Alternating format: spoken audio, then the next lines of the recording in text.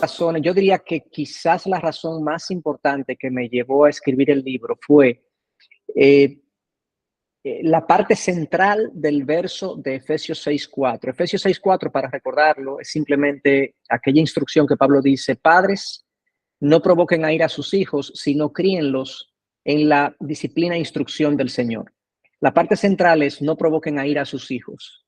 Yo entiendo que muchos padres quieren criar a sus hijos en la disciplina y la instrucción del Señor y hacen toda una serie de cosas para que eso ocurra. Le enseñan la palabra, tienen un devocional, un altar familiar, lo llevan a la iglesia, lo corrigen, algunos optan por incluso la vara y demás, y todo eso tiene su lugar. No obstante, esa parte central de no provoquen a ira a sus hijos, desde mi punto de vista, ha sido ignorada por muchos padres porque sencillamente no lo han observado con todo el detenimiento que han observado el otro componente, de que lo críen en la disciplina y la instrucción del Señor. Entonces, el hecho de que Pablo diga: padres, no provoquen a ira a sus hijos, antes de decirles que lo críen en la disciplina y la instrucción del Señor, es porque si el padre o los padres son insensibles a cómo se sienten los hijos con la crianza, los padres no van a ser capaces de sembrar la disciplina y la instrucción del Señor. Esa parte central del texto es como el puente que permite que los padres pasen por ese puente su disciplina e instrucción. El ser sensibles a los sentimientos del hijo, a que el hijo no se sienta atropellado, se sienta respetado, se sienta considerado. Cuando se le da una instrucción, se le explique por qué se hacen las cosas, él se sienta que sus padres tienen una autoridad sobre él, benevolente, informada, amorosa, sensible, y que entonces él tome la crianza en buenos términos. Él no se rebele contra esa crianza, no levante barreras que le impidan a los padres hacer su labor. Ahora, ¿qué sucede? Para hacer eso, para no provocar a ira a los hijos, recordemos que nuestros hijos son seres pecadores, pecadores, inmaduros, ignorantes, tienen una serie de deficiencias y debilidades que hacen que son seres difíciles con los cuales lidiar. Entonces, eso implica que para yo ser sensible a ese tipo de persona, con pecado, con ignorancia, con inmadurez, yo tengo primero que haberme trabajado yo. De hecho, ese pasaje de Efesios 6:4 viene después de Efesios 5:18. Efesios 5:18, lo que Pablo dice es que nos llenemos del Espíritu Santo, que seamos gobernados por el Espíritu Santo. Y luego de decir eso, es que él viene y le dice a las esposas que se sometan a sus esposos, a los esposos que amen a sus mujeres, a los hijos que obedezcan a los padres y a los padres que no provoquen a ira a sus hijos. Por lo tanto, padres sensibles hacia sus hijos, atentos con sus hijos, padres que tienen en consideración a sus hijos, tienen que ser padres primero que hayan crecido espiritualmente. Y lamentablemente, nosotros queremos que nuestros hijos tengan vidas morales y espirituales por encima de las nuestras, y eso no funciona así. Entonces, una de las líneas principales, como te dije al principio de mi comentario, es que tú lo captaste muy bien, es que el libro, yo digo sí cómo trabajar con los hijos y hablo de eso, pero le hablo mucho a los padres, de qué tiene un padre que ser, no que hacer, sino que ser para que tenga una paternidad que impacte a sus hijos, una paternidad que influya en sus hijos, que funcione. Porque el ser padre, obviamente, no es primero ser un padre biológico o dar órdenes. Un padre es alguien que influye y que pasa un legado. Y para yo influir y pasar un legado, tengo que tener una conexión. Y para yo tener una conexión, tengo que ser sensible. Pero para hacer eso, tengo que estar lleno del Espíritu. Tengo que dejarme controlar por el Espíritu de Dios. De lo contrario, mi carne me va a gobernar y mi relación con mi hijo se va a caracterizar por la carnalidad, por la indiferencia, por la distancia y por todo lo que eso conlleva. Pero cuando vamos a Proverbios, la disciplina es incluso algo de deleite. Entonces, sí, me gustaría que nos contaras un poco más de esto también para cómo animar a los padres a ver ese cambio de pensamiento que necesitamos para cambiar la crianza. Sí, ciertamente la palabra disciplina, sobre todo en ese verso de Efesios 6:4, de que criemos a nuestros hijos en la disciplina e instrucción del Señor.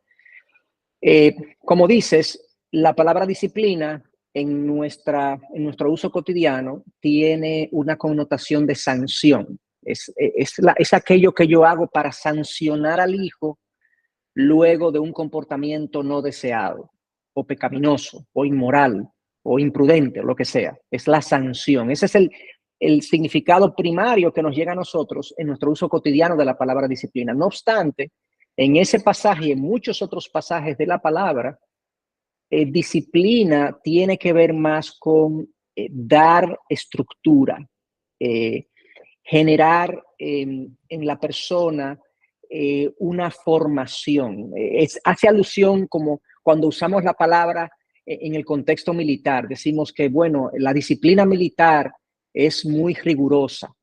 ¿Qué es lo que estamos diciendo? No estamos hablando de las sanciones, estamos hablando del sistema militar que forma al individuo y le da estructura. Entonces, en ese caso, la palabra que Pablo usa en griego hace alusión a todo lo que hacemos para darle estructura, orden a nuestros hijos. Y tiene un componente, definitivamente, parte de esa estructura requerirá en algún momento un esquema de sanciones, pero no es el único componente y quizás ni siquiera el más importante. Es más bien una alusión a esa estructura que tenemos que darle a nuestros hijos. Y la estructura debe estar determinada, la disciplina de nuestro hogar debe estar determinada por los principios de la palabra de Dios. O sea, por ejemplo, ¿a qué me refiero? Bueno, si en mi hogar debería haber un principio de aprovechamiento del tiempo, porque la palabra dice que debemos aprovechar bien el tiempo, que todo lo que llegue a nuestras manos debe ser hecho con todas nuestras fuerzas, con excelencia. Entonces, en mi hogar se aprovecha el tiempo. ¿Por qué? Porque la palabra dice que el tiempo hay que aprovecharlo y hacemos las cosas bien. ¿Por qué? Porque la palabra dice que nosotros debemos hacer las cosas bien. En mi casa somos hospitalarios. ¿Por qué? Porque la palabra dice que la hospitalidad hay que practicarla. Somos generosos. Practicamos el respeto mutuo. Cuando nos ofendemos pedimos perdón. Eso son estructuras. O sea, hay una disciplina debería haber una disciplina en todo hogar cristiano de cuando se ofende se pide perdón, se busca la reconciliación. Ese es el protocolo que seguimos los cristianos cuando nos ofendemos. Y cuando en mi hogar también mi hijo trae un buen resultado en su estudio o tiene un buen comportamiento, también hay una disciplina de celebración. ¿Por qué? Porque la palabra dice que honor a quien honor merece. Todas estas cosas son como las bases para generar un edificio que le dé un camino a seguir a nuestros hijos de cómo vivir la vida. Entonces, la disciplina consiste precisamente en todo un esquema de principios basados en la palabra que yo estructuro para que mis hijos caminen en ese esquema y vivan en ese esquema. Y de ahí entonces que debemos ser padres pues dedicados en ese sentido para que ellos puedan adquirir estos principios. De hecho, en la medida que nosotros vamos formando a nuestros hijos, no solamente se requiere que les comuniquemos estos principios, sino que les expliquemos las razones por las cuales esos principios son valiosos, para que ellos entiendan la razón detrás del principio o la razón detrás de la disposición. En fin, pero ciertamente, como tú dices, Camila, la disciplina se trata, más que de sanción, se trata de formación. ¿Cuál es la propuesta del libro a grandes rasgos? Muy bien dicho, como lo presentas.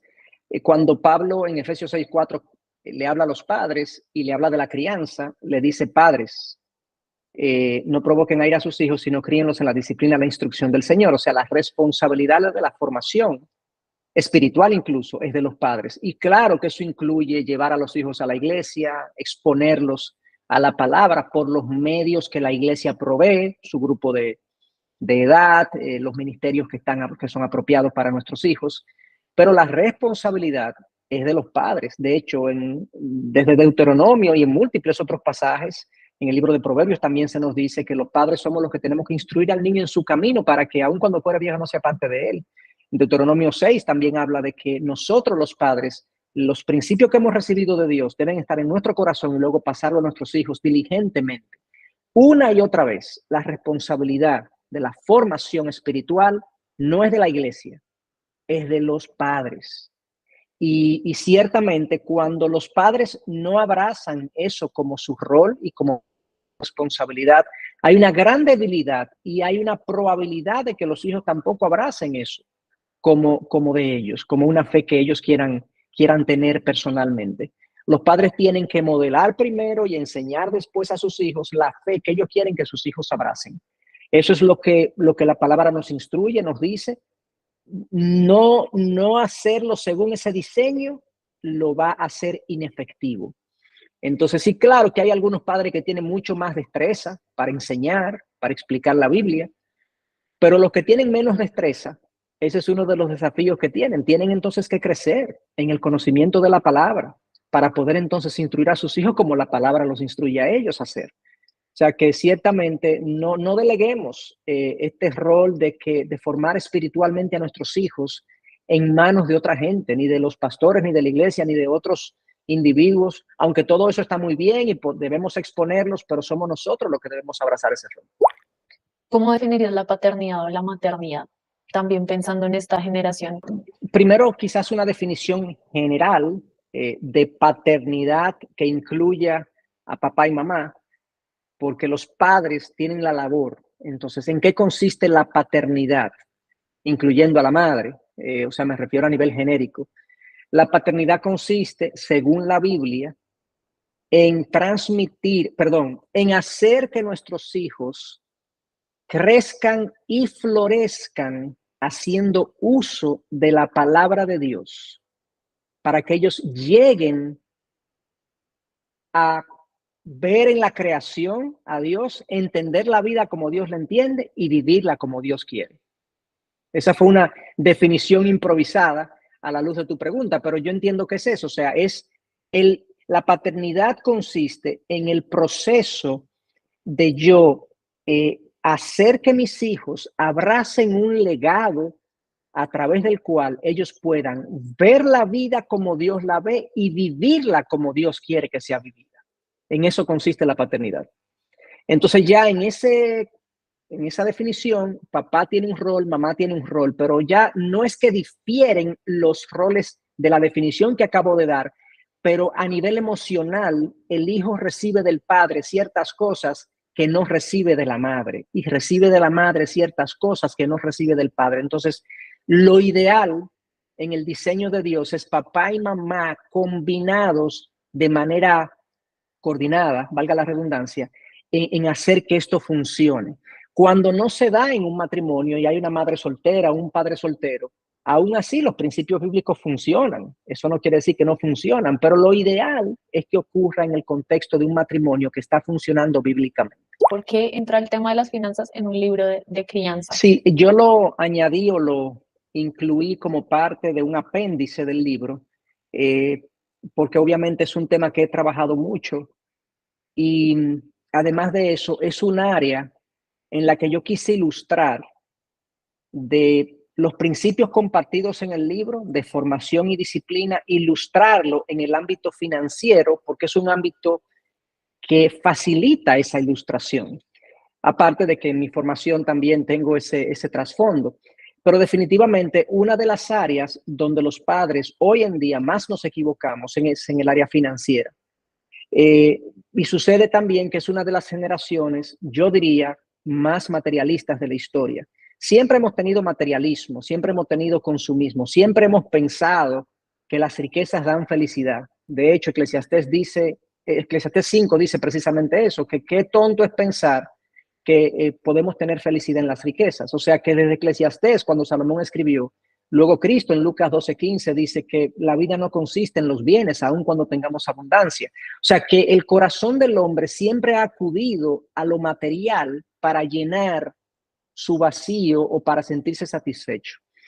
Y nosotros, los padres, hoy en día con frecuencia pensamos que una buena paternidad es proveer bien a nuestros hijos, darle a nuestros hijos todo lo que nosotros no tuvimos materialmente hablando. Hay mucha gente que asocia la buena paternidad con la provisión económica y pensamos que somos buenos padres cuando precisamente le damos a nuestros hijos todo lo que ellos necesitan e incluso todo lo que ellos desean. Y en ocasiones y es más frecuente, de hecho, es más frecuente esto que lo otro, que cuando le damos a nuestros hijos todo lo que ellos desean, le hacemos un mal más que un bien. Entonces, yo creo que las finanzas, precisamente, aplicada a la crianza, es una buena manera de ilustrar en qué consiste la crianza bíblica. Y por eso lo incluí como parte, como un apéndice en el libro de crianza bíblica, y que los padres se puedan retratar ahí, porque vuelvo y digo, yo he visto muchos padres que dicen, pero es que yo le he dado todo a mi hijo, yo no sé por qué él responde así, por qué él me está tratando así, por qué está tan distante, pero es que tú le diste todo lo material, pero no te conectaste con él, no creaste un vínculo. Él no necesariamente interpreta tus regalos como un gesto de amor, sino que él lo interpreta hasta como manipulación. Entonces, hay que tener cuidado porque se cruza esa línea con mucha facilidad de pensar que lo que le damos a nuestros hijos, ellos lo van a entender como un gesto de amor y no es así. ¿Qué otro aspecto consideras especialmente importante como para dejar eso en la mente de quienes nos ven? Bueno, podría decir muchas cosas, o sea, ¿qué más decir con respecto a lo que es la crianza? Y vuelvo y digo, podría decir muchas cosas, pero así algunas ideas que podrían complementar lo que ya hemos dicho. Comenzar a entender la crianza como una bendición. O sea, hoy en día mucha gente siente la crianza como un peso. Y él lo es algo pesado, es algo que requiere nuestro esfuerzo, nuestra dedicación, pero pensemos en el gran honor y privilegio que tenemos los padres de tener dos seres, o un ser, o dos seres, o tres seres, los hijos que Dios nos dé, creados a imagen y semejanza de Dios para que nosotros los formemos y los ayudemos a pensar como Dios piensa. O sea, ojalá que a través de este material muchos recuperen ese sentido, ese entusiasmo que debe haber en un padre de que se nos ha encomendado una tarea de muy alto, es un alto llamado.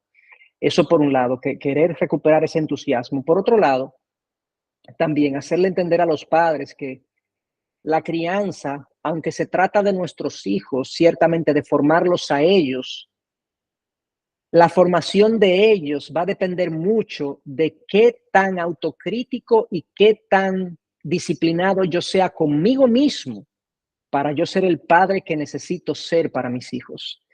Los padres muchas veces ven a sus hijos y con algunas disfunciones, con algunas reacciones que le desagradan, e inmediatamente el padre pues dice, no lo entiendo, no sé qué le pasa. Y ciertamente nuestros hijos son pecadores y pueden tener reacciones pecaminosas, imprudentes, insensatas, ciertamente, pero hay muchas cosas en nuestros hijos de las que nosotros nos quejamos que son responsabilidad nuestra, por las cuales nosotros tendríamos entonces que hacer una admisión y arrepentirnos de eso, incluso delante de ellos en ocasiones.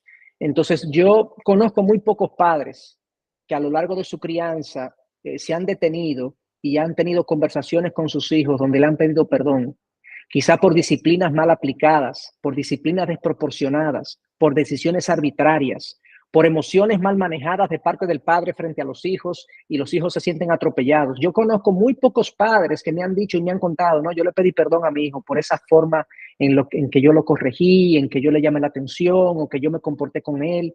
No, los padres, muchos entienden que nada, a los hijos hay que decirles qué hacer y si nosotros nos equivocamos, no decimos nada. Yo hago un llamado a los padres que seamos más sensibles en ese sentido y sepamos que cuando nosotros herimos a nuestros hijos y hacemos algo que no procede delante de nuestros hijos, lo que Dios espera de nosotros es que nosotros admitamos, nos arrepintamos, admitamos y pidamos perdón y reconstruyamos la relación y reconstruyamos ese puente a través del cual nosotros vamos a poder hacer llegar nuestra crianza. De lo contrario, nuestras equivocaciones, nuestros pecados y nuestras disfunciones nos van a alejar cada vez más de nuestros hijos.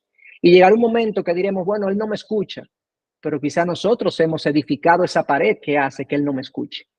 Entonces, ese es uno de los mensajes también complementarios en el libro. Quizás lo dije en el pasado, pero quería enfatizarlo de nuevo, porque es de vital importancia. Vivimos en una generación muy conectada, muy distraída, y que para nosotros tener una incidencia en nuestros hijos, tenemos que tener un testimonio y un mensaje muy coherente. De lo contrario, nuestros hijos le van a poner atención a todo lo demás que el mundo le está diciendo y le está gritando y le está proclamando, y nosotros no seremos un mensaje relevante para ellos. Ellos tienen que ver en nosotros una vida distinta, algo diferente, un mensaje contundentemente distinto a lo que el mundo le ofrece, para que podamos influenciar en la dirección del Señor. ¿Has conocido alguna experiencia? Porque creo que uno de los mayores temores o un obstáculo al tema de la crianza es: yo no tuve un buen modelo.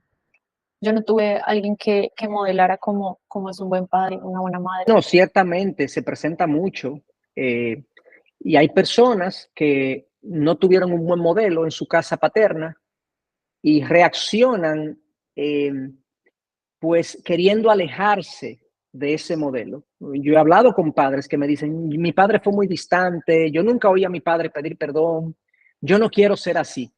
Y esa es una reacción gloriosa, que nosotros nos demos cuenta, nos percatemos de las disfunciones y los pecados de nuestros padres para no querer reproducirlos en nuestros hijos y no continuar esas heridas. Eso por un lado. Pero hay otros que no lo ven así, sencillamente lo asumen, lo viven de nuevo y lo transmiten, lo traspasan a sus hijos, y lamentablemente no hacen una autocrítica de esa situación. Yo entiendo que es algo obvio, pero los que tenemos la palabra de Dios como nuestro manual de vida, la palabra dice en el Salmo 119 que ella es lámpara para nuestro camino, luz para nuestros pies, o luz para nuestros pies y lámpara para nuestro camino. Esas cosas que nosotros tenemos en nosotros, que no se corresponden con el diseño bíblico de la crianza, si nosotros nos exponemos lo suficiente a la palabra, las iremos dejando atrás. Una de las frases que yo digo en el libro es que todo lo que hace a un hombre más santo lo hace mejor padre. O sea, en la medida que yo crezca espiritualmente a la imagen de Cristo, yo seré un mejor padre. De hecho, esa es la razón por la que la Biblia no habla tanto de crianza. La Biblia tiene algunos versículos sobre la crianza. ¿Y por qué no habla más de la crianza? Debería hablar más, diríamos nosotros, si es algo tan importante. Bueno, no habla más porque porque si yo abrazo todo lo que la palabra me dice para cambiar mi vida y mi corazón y mi manera de pensar, pues mi paternidad va a cambiar. Entonces yo estimulo y exhorto a los padres que puedan revisar este contenido, que independientemente de la crianza que yo tuve, de la cultura en la que yo me desenvuelvo, no copies patrones culturales. Romanos 1:2 nos dice precisamente eso, que que la cultura no nos deforma, sino que seamos transformados por medio de la renovación de nuestra mente. Entonces, si yo traspaso las disfunciones que viví, oye, le estoy haciendo un daño a mis hijos. Entonces yo tengo que ser autocrítico con la manera como yo crío y ver si se corresponde con el diseño bíblico o no.